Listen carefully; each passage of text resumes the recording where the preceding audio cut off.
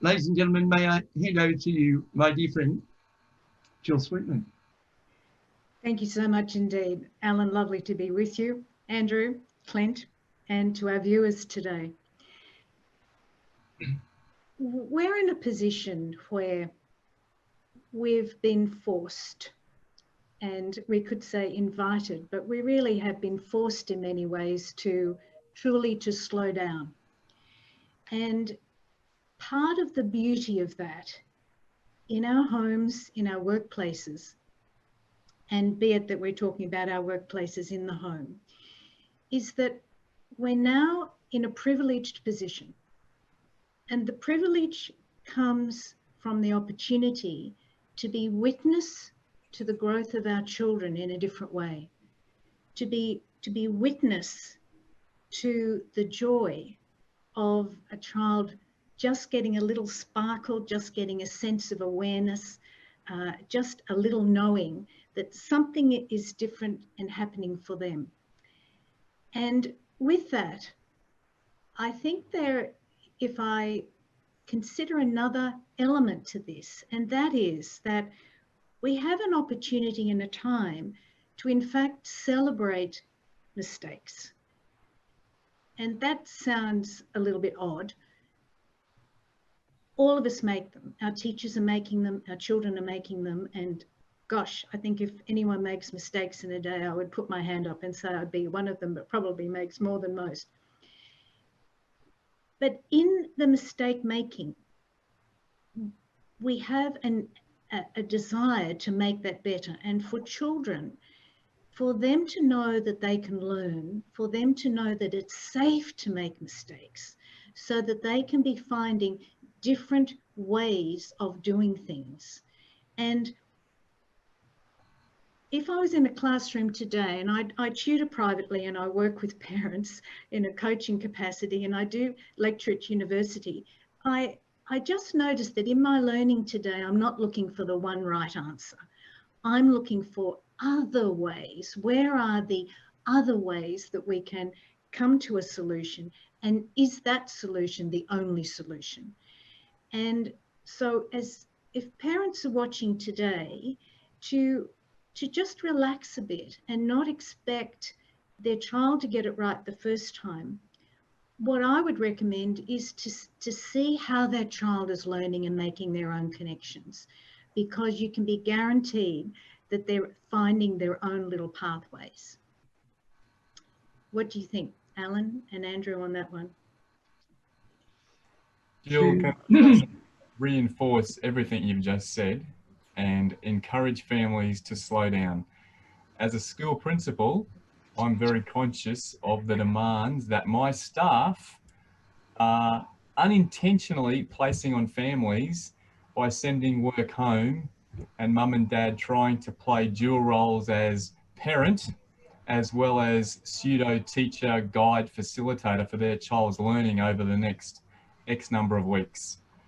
And I'm very conscious today that we may have families listening to us who already have their children at school and doing learning at home. We may also have families who are about to undertake that journey in the next week or so. And I'm also conscious that we will have families who come from a variety of different dynamics, and there might be mum and dad being at home with one child who can dedicate lots of time to their child and supervise their learning.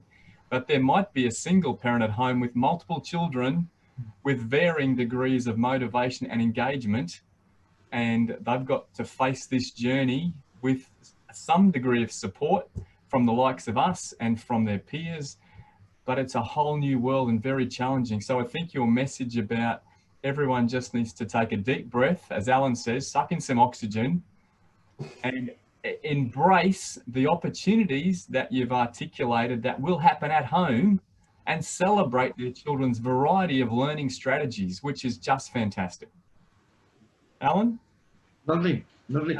Both of you, some of the people listening are aware of what an extraordinarily obsessive personality I have. I just want to highlight some of the words that both of you used. One was you both emphasized with raised eyebrows, celebrate. or celebrating. If we could, and this is, I'm going to be very ambitious here, but if we as a community, the four of us, I think we've gone over 100 people listening. And in fact, I know one person in London who's just gone to bed.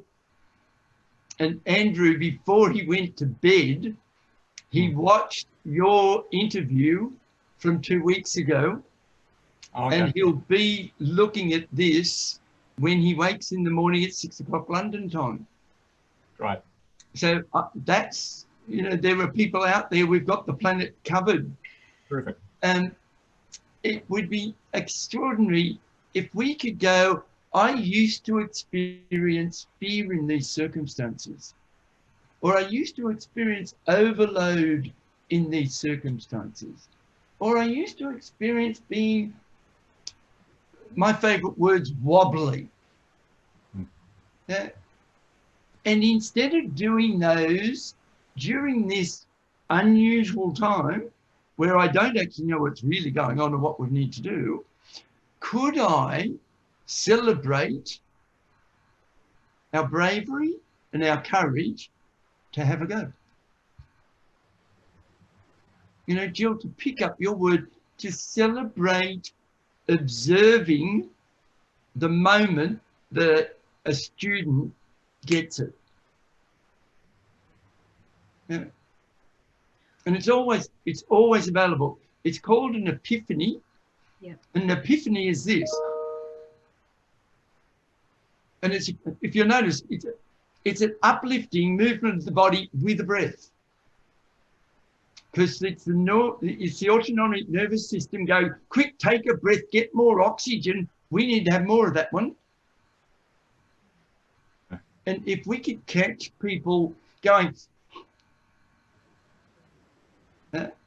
even if it's just, when you're ready, I got one letter the right way round. Yeah? Yeah. And if we celebrate the little bits and those moments of learning, we could change the world. Absolutely. We could change the world. And Andrew, I'd like to pick up your celebrating, and you linked your celebrating to slowing down. And then you linked it to me saying, take oxygen. And we can't say that too often. And then you talked about, you didn't use the word choice, but you talked about activating the choices that we've got available instead of being driven or affected by the external world. Yeah, what I heard you say is we've actually got to choose our state, not let this situation produce our state. And I just think, you know, if the virus has done anything for us, it's given us all the opportunity to go, hey, let's take out fear and let's replace it with care and consideration. Because that's what we've done as a race in the last month. That would be my take. That's me linking and springing off what you've said. And Jill, and I want to finish my comment with your word of witnessing joy. And I want to be scientific just for 30 seconds and then flip back to you.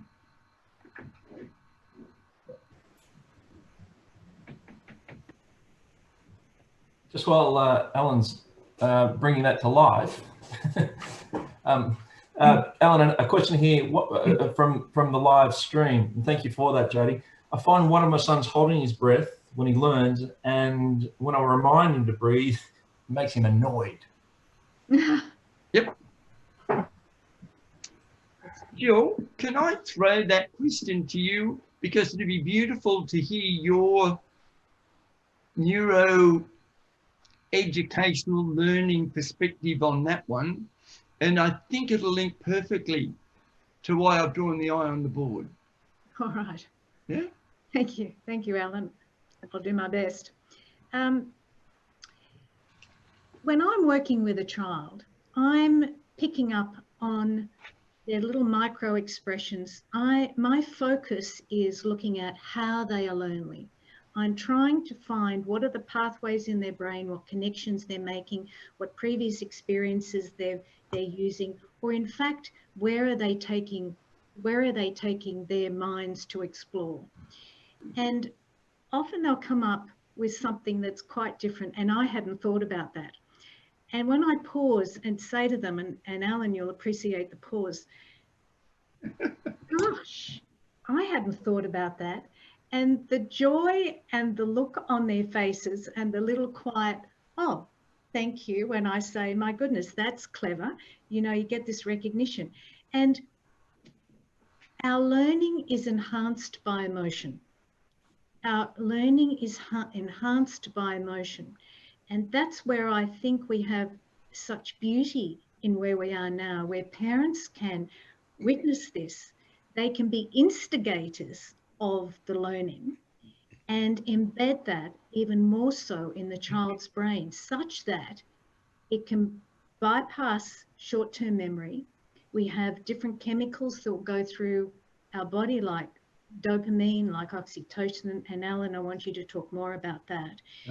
And that is something that we can experience and provide the embedding of that knowledge in a child forever, because this will be such a different time in the way their brain is developing. The more that we can add the importance, the celebration of making mistakes, how are we exploring for different solutions? How is that child who may have a learning difficulty or challenge, how is that child working around that? And where are they coming towards in their journey? That's where I would go, because just seeing that is so powerful. Yeah.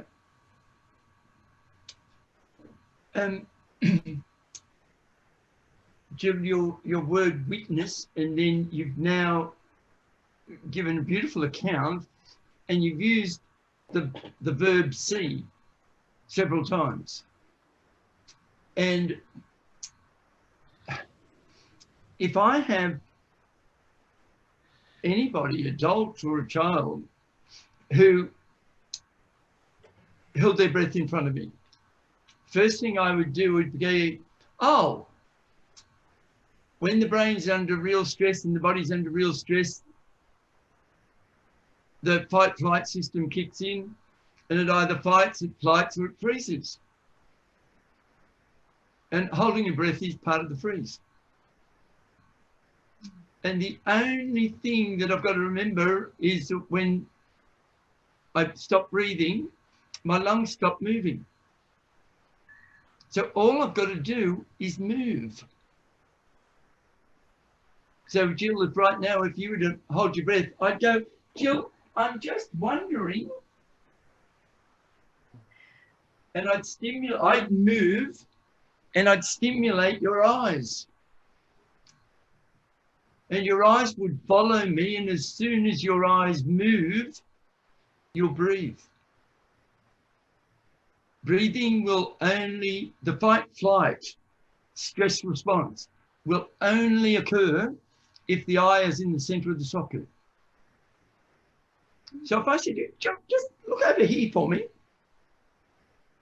and I got your eye to move and your body moved and you followed me, you would breathe. Now I want to say something. The last thing I would ever do is move towards you or touch you. I always move away from you, because the thing that caused you to stop breathing was they were in direct eye contact and there was intensity growing. And all I've got to do is break the intense eye contact and the intensity. Yep. There's your answer from both of us, Clint. Andrew, what would you do?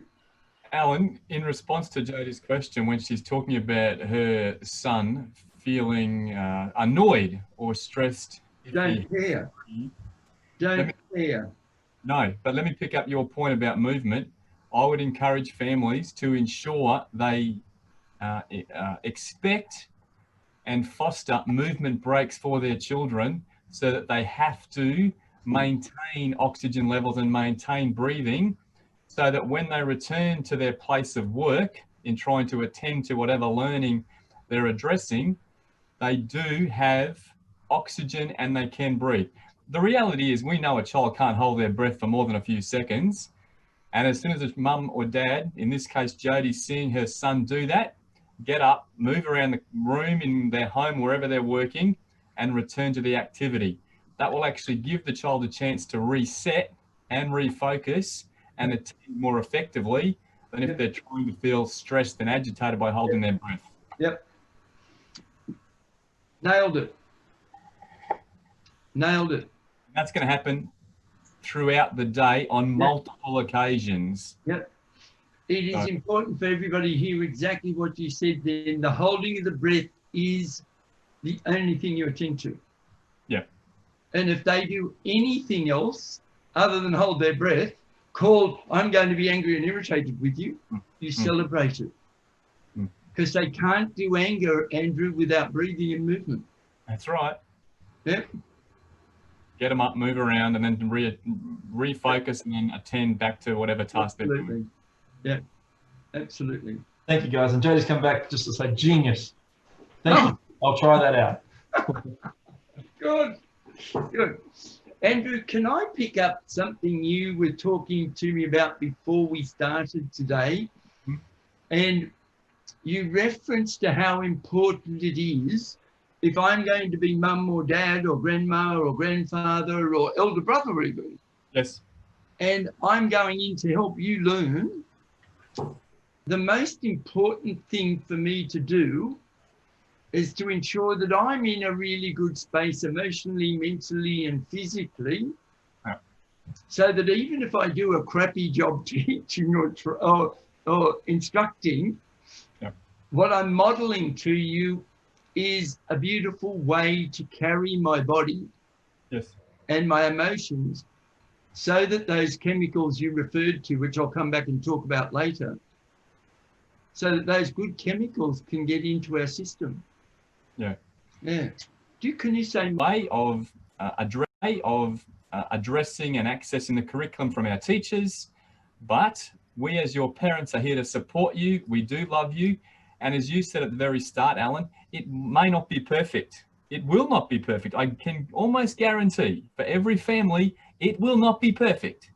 And that's okay to accept the limitations in which we're working, but my child is still loved. They are still safe and secure, and therefore they can attend to learning in the best model and capacity they can. Jill has other concepts or similar concepts which she can elaborate on. Oh, Jill. All right.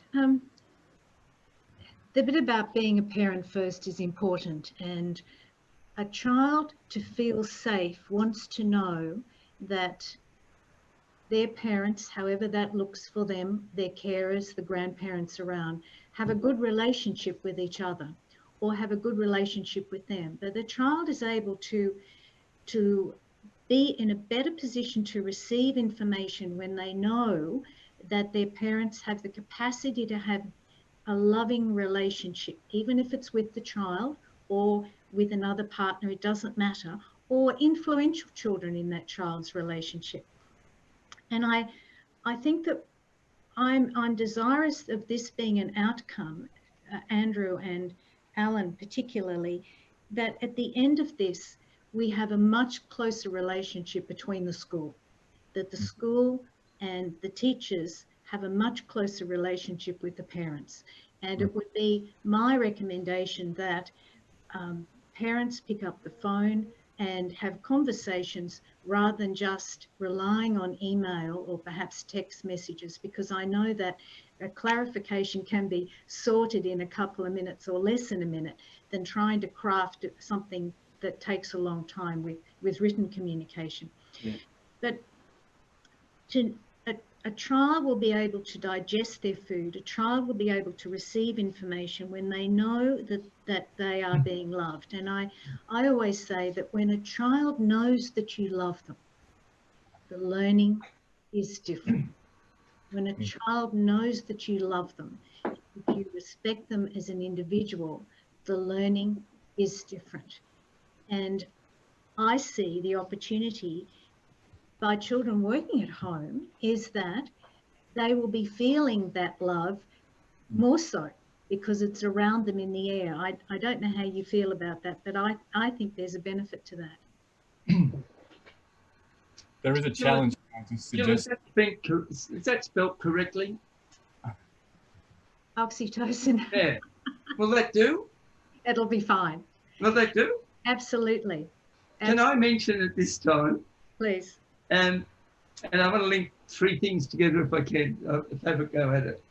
And for those people who've not experienced me before, one of the peculiar things about my history is I didn't read until I was 30 years of age. And I was the fourth of 9 children, and I was the brightest of the 9. So I got lots of acknowledgement from my parents, but no assistance with my learning ever.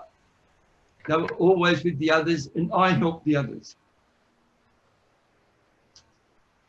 Now, because I couldn't read, and nobody knew that I couldn't read, the teachers just thought I was this nervous kid who trembled every time he held a book. So I'd only read a handful of words, and I'd read them syllabically.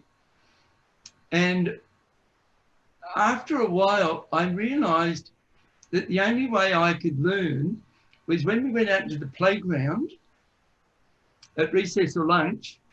I had to find out which kids in the playground were having conversations about what we'd just done in the class, and which kids were talking about what was on television or what sport they were playing.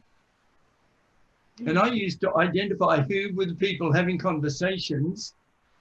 And my primary learning system in my brain was my auditory, my questioning, and my conversation piece, because I couldn't get it through my eyes. Now, a part of me is sitting here, Jill, thinking how fabulous it would have been if I were a kid now at 13 or 14, in the early stages of high school, where it was becoming apparent that the reading was affecting my grades. And I could have had some time with my parents, who were both factory workers, so there'd be no chance they'd have been homeschooling any other time but night and morning.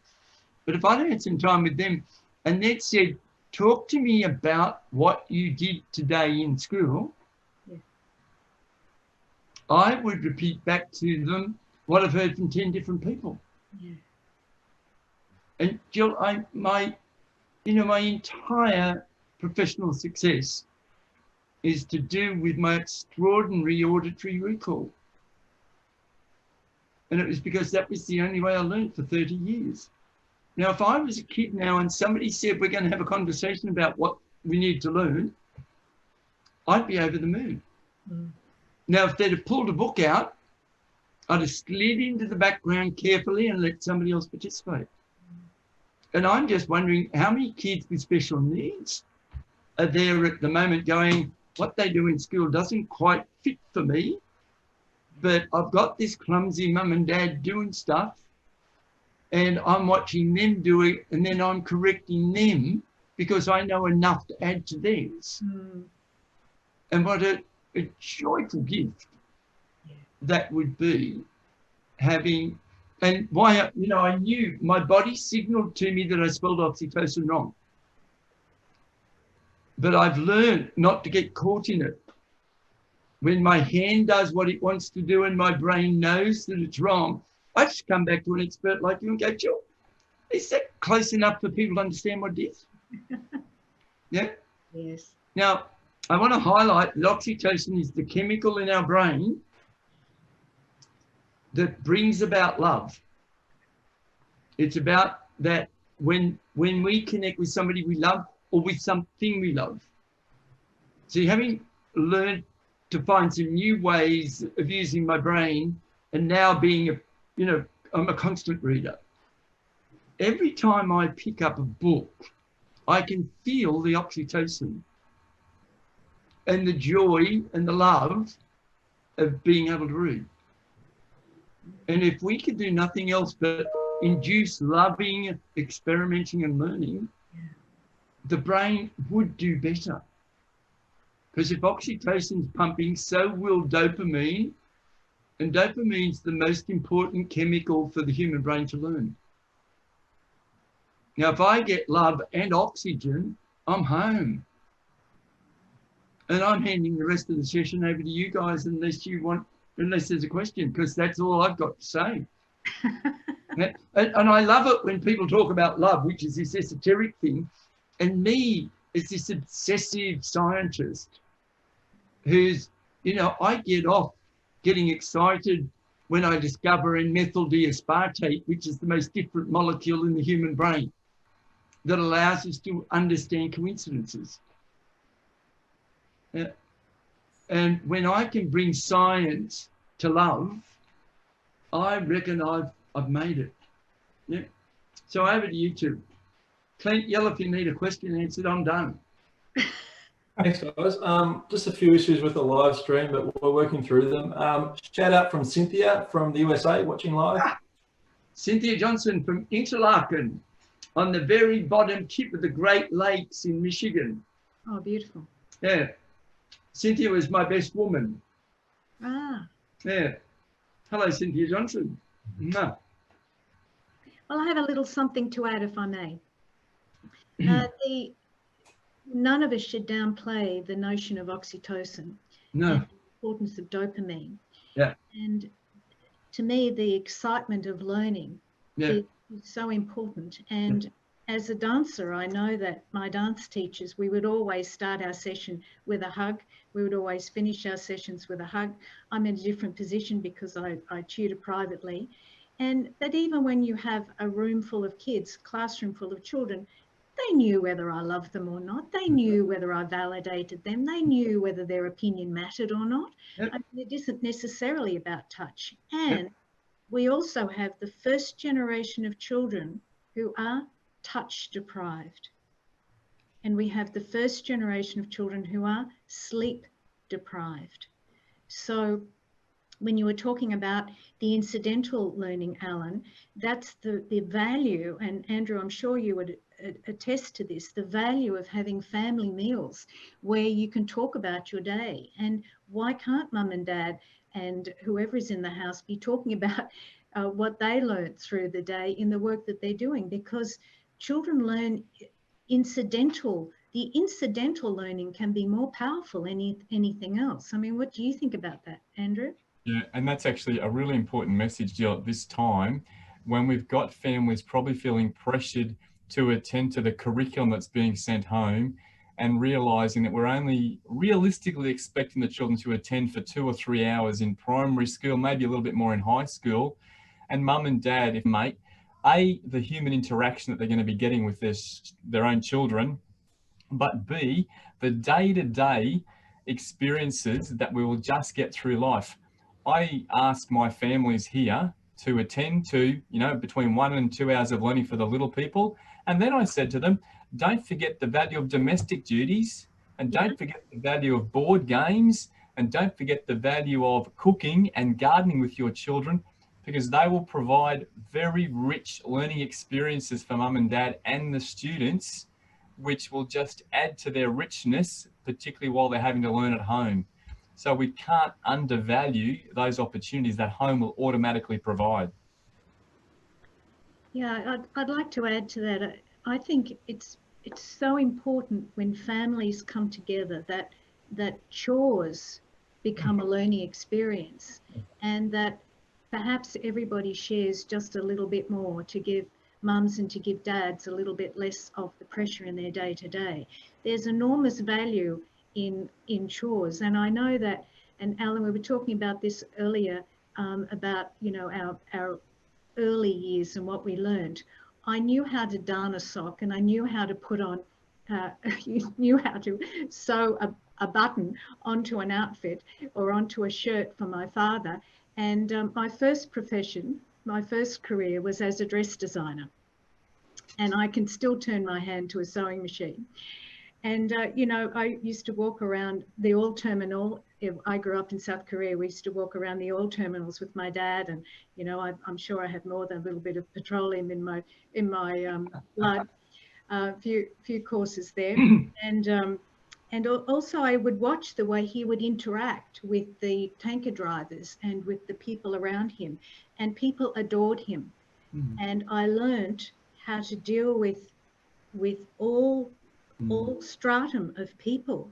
And I saw how charming my father was, and that was a big learning for me. And I adored my mother, and she loved the garden, and she would take me out and show me different plants, and she'd name them, and you know, we'd look at insects, and we'd pay attention to birds. You know, all of that was such a powerful learning.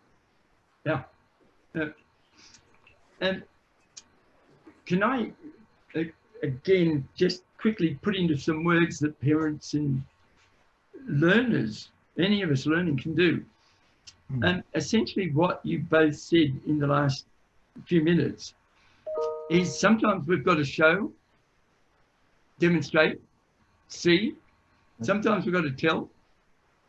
Sometimes we need to ask. Sometimes we need to just test and trial because we don't know, we're not sure. Sometimes we need to actually have an experiment and try something 3 different ways with different variables. Or I might have 3 different things that I'm going to do with 3 different students or learners or children, because they're very different learners.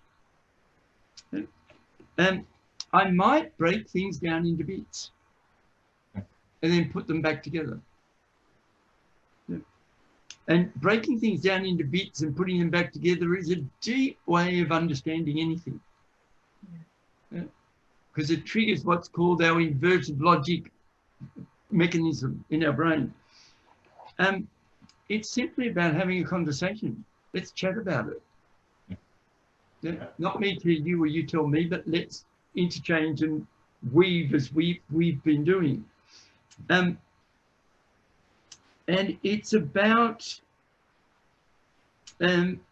experimenting with the different ways that I like and don't like.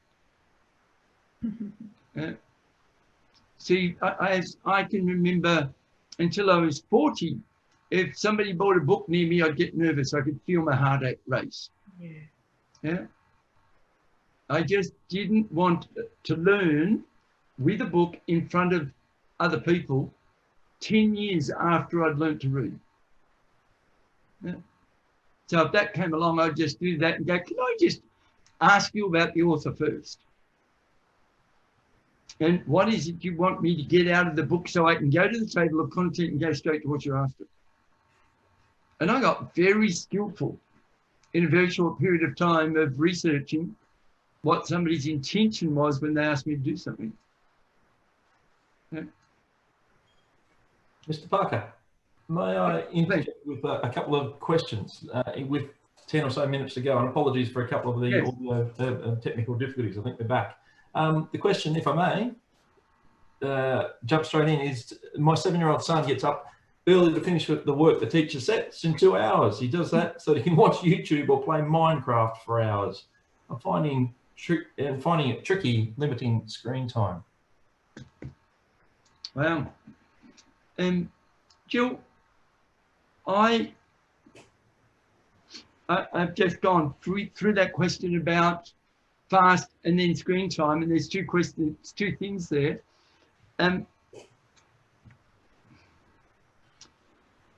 Having been the slowest student in the class, I never ever finished an exam in my school life because it'd take me forever to read the question. Yep. So I can't jump in and answer that past one. But if I'm finished something, I want 5 different things that I can do. And if I had a child who wanted to do something, I'd make sure we had 5 activities, and I would do some of them with the child on the screen together with us both pressing buttons. Yeah. Can I ask you to, because I think you're much more likely to, but I think that the fast signals to me we might have a super bright child on the hand. Can be. Can Yeah. be. And I'm always cautious about speed over quality. Yes. And an answer on a page doesn't necessarily mean that the child has fully understood it. And I say that with respect. With the work that I've done around looking at what online gaming and social media does to the brains of our young people, it's hard for me to endorse a lot of screen time for just mere entertainment, to be consumers of entertainment. I would implore every person listening to be highly judicious about where they direct their child for entertainment on screens. Be very careful about thinking that just because my child is on YouTube that they're learning things.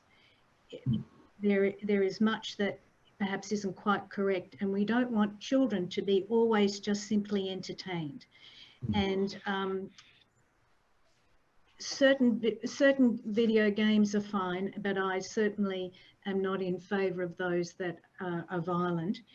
You see, what people don't realise is that when the brain is seeing a myriad of images changing in and out, lots of colour, lots of things morphing in and out, and then they go to sit down to do a maths problem, that becomes extraordinarily problematic. The brain doesn't like that much activity, and certainly for long periods of time. A little bit is fine, but not for long periods of time. So, I mean, there are people like David Attenborough that are producing lovely bite-sized pieces of or documentaries around nature and so on. I would be looking for those versus just allowing my child to immerse themselves in even Minecraft for hours on end. So quality rather than quantity, and I would have a variety of things to do in a break. Yeah. I don't think you want the screen to be the break time. Yeah. And there's a lot on my website around that, Allan. Yeah. Andrew? Yeah, look, I think parents need to be very diligent, and I would endorse everything Jill has said about monitoring the amount of time children are using screens for. I think Allan is right. If mum and dad can engage with the child on screens, I would also suggest and support Allan's notion of having multiple activities. Keep in mind, at the age of 7, a child doesn't really get to negotiate, with all due respect to parents. Parents need to be parents, and they need to limit what the children can. Having said that, there is a place for screens, and it can be a brief source of entertainment, and that's quite okay, but I would use it almost as a motivational tool. If you get X done, then you may have this as a carrot. The other thing is you can also relate it to the amount of time they're doing other things. So for every X number of hours they're reading and they're engaging with learning, then you can have so many minutes of screen time. So the children does know there's got to be a trade-off. Let's minimize screen time. Let's engage with other opportunities. But mum and dad, at the age of any primary school student, we don't negotiate with primary school students, with all due respect.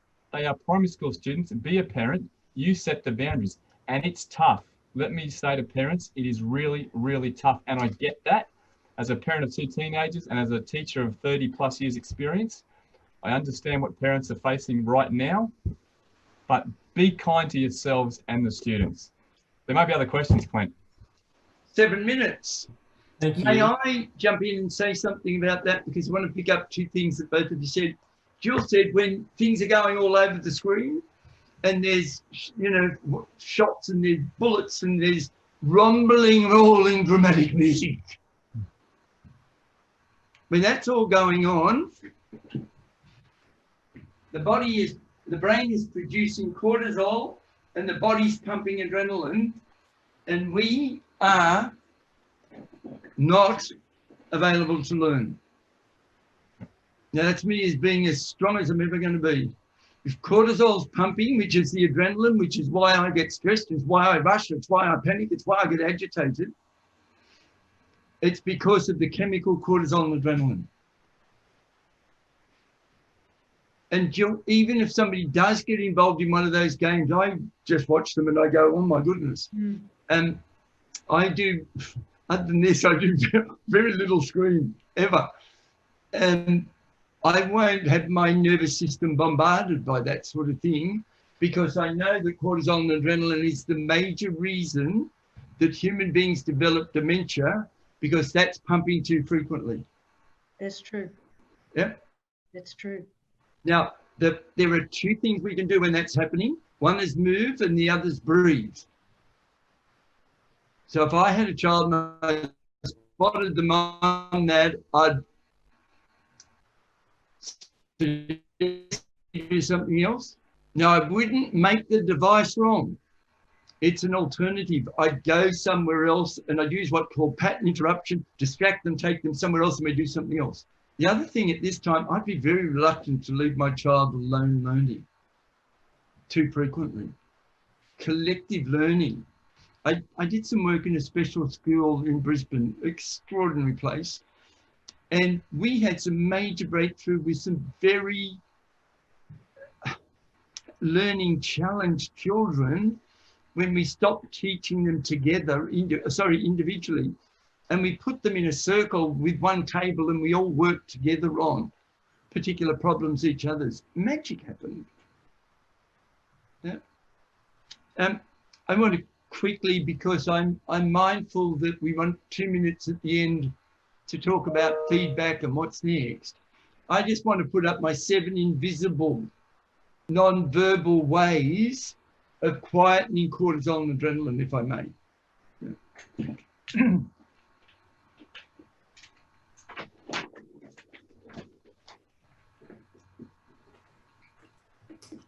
There are other questions as Alan's scribbling. I'll run them, Andrew, if I may. Proximity, and that is, this is me being proximal, and this is, if I go here, your heart will race and cortisol will pump. If I stand back, it won't. Okay. So proximity is important. Angle is more important. If I move towards you, cortisol and adrenaline will pump. If I come to 45 degrees towards you, it won't.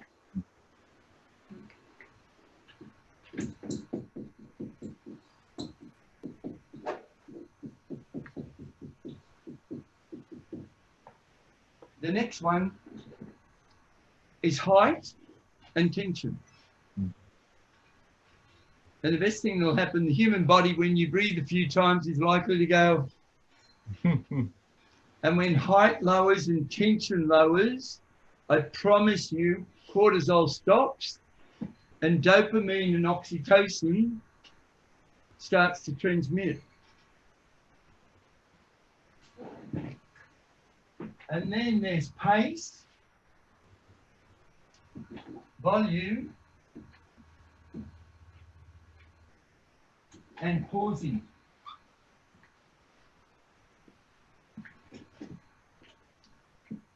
So when I say, Jill and Andrew,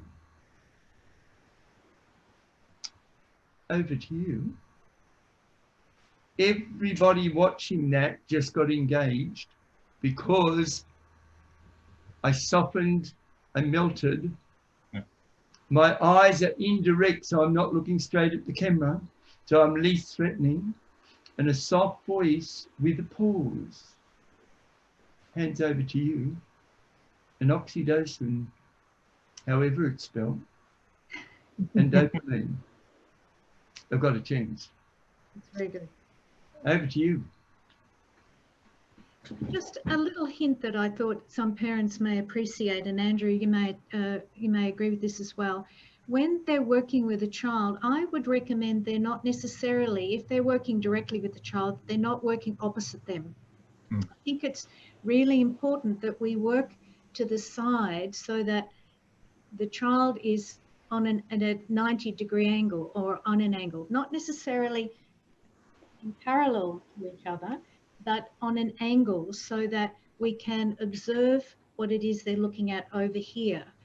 And that, to me, there's a couple of reasons for that. One is that the apex of the triangle means that this is what we're focusing on here. It's not the child that I'm discussing here with the concern or whatever it is that we're doing. And it gives me an opportunity to watch the child's face and to see the way they're breathing, if they're not too anxious about something. And I get the joy of watching them participating in the learning, or I become very mindful of where challenges are, because I'm able to watch them in that triangular situation. That might just be helpful.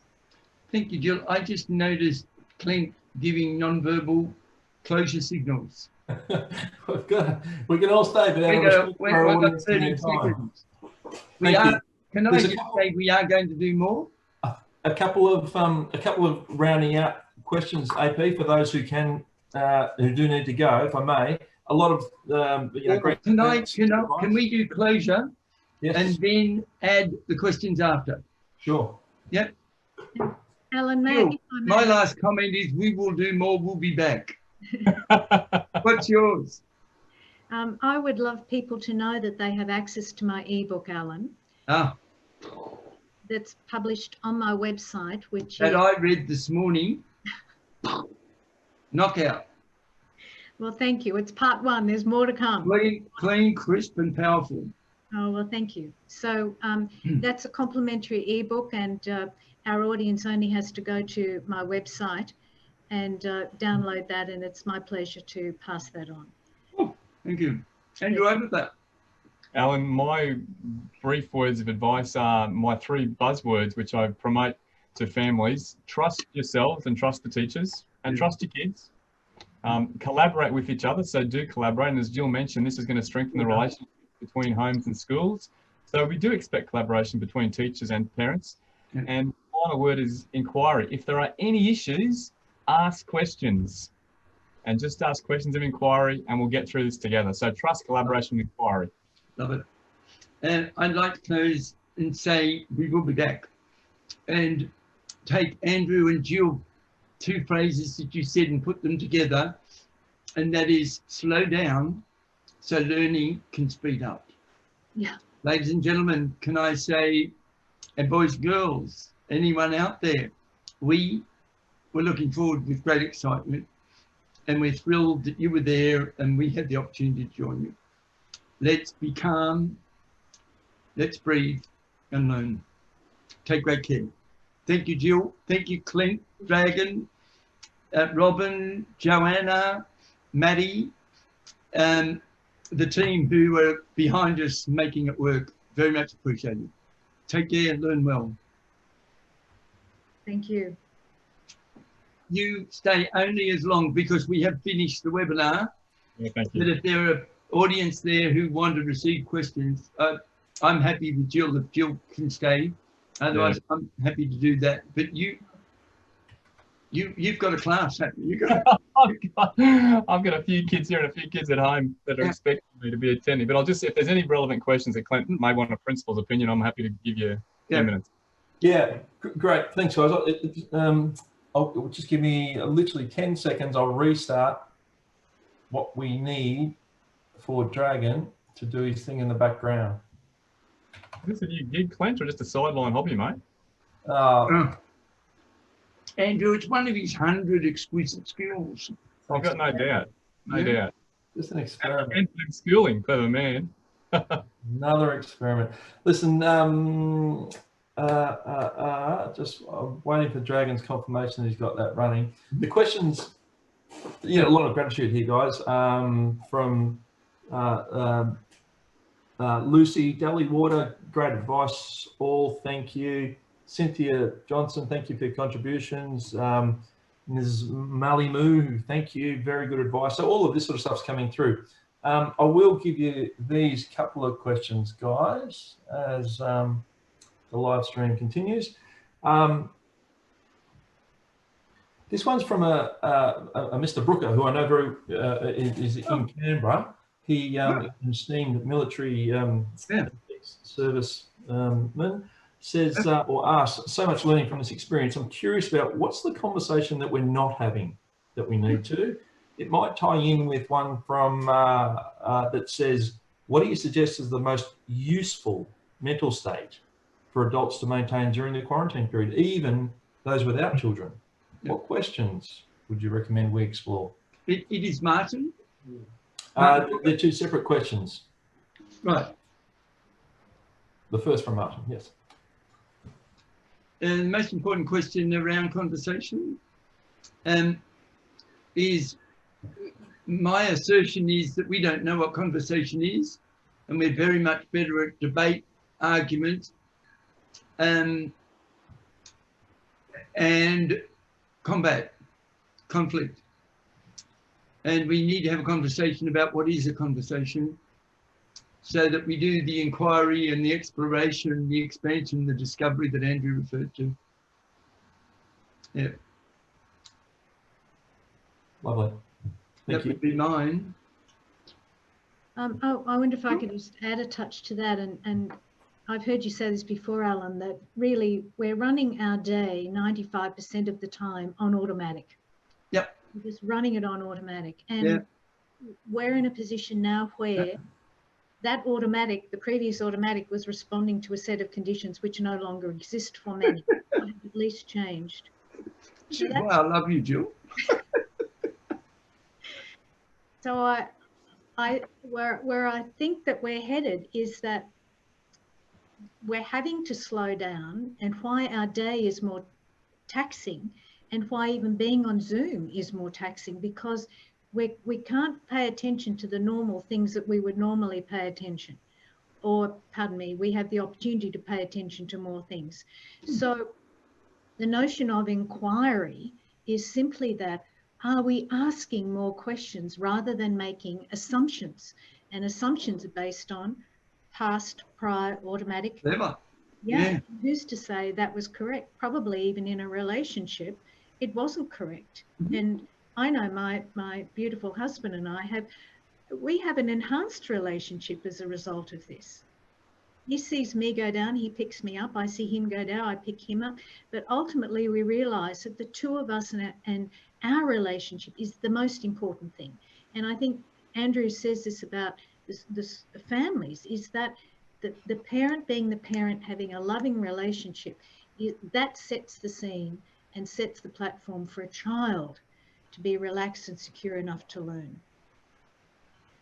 And if I can just add to that, if I can restate, if mums and dads are known to be loving their child, the child has the capacity to learn, and while there's going to be some degree of restlessness in this new world, if they ask questions of each other and ask questions of the school and even ask questions of the child that they can rephrase, the learning will be enhanced while the relationship's being fostered. Yep. Andrew, can I confirm that by saying, if I talk with you, to you, or at you, yes, I tax your memory. If I ask you questions, I stimulate your thinking. Yes. That's pure science. Yeah. I'd like to go to the second part of the question about the best state to bring. And 5 or 6 years ago, I contracted viral meningitis, and it meant I had severe headaches for 3.5 years. And in fact, Andrew, when I met you, I was at my peak of my crises. That's right. Yep. And the only way I got through that 3.5 years in that amount of pain and continued to work, I only missed 4 days work, was that I just, anytime I noted pain, I would take, as I did just then, I would take a breath in, I would choose composure, and every time pain returned, I'd breathe and choose composure. And I did that 100 times a day for 3.5 years. Yeah. And about 1.5 years in, I decided that I had composure so in place that I could manage the pain, that I went, now I'm going to choose composure and then compassion, so that my attention can be out on the other human beings that I'm sharing the planet with. And I might say it was just in time, because I think Michael was ready to throw me out. Which is actually, that's when we first met, and you weren't in a great shape. I was very unwell. No, absolutely. Absolutely. Yeah. And that time that our first 3 days together, no, our second 3 days together, or 4 days, whatever it was. No. I was in extreme pain and probably did that breathe and choose compassion or composure Probably every 60 seconds at that stage. Yeah. Yeah. So when somebody asks the question, what's the best state? I always go, give me composure anytime. Yeah. Yeah. Can I quickly respond? If a parent is asking that question, and even if it's not a parent asking that question, in these uncertain times, they need to be calm. And I think this is a great platform to be promoting that message. Yep. You also need to be self-aware, if at all possible, of their own wellness so that they can manage that. And I'm talking in observing my own staff and observing parents who may not be in great states, and yet they need to manage and be self-aware of doing that.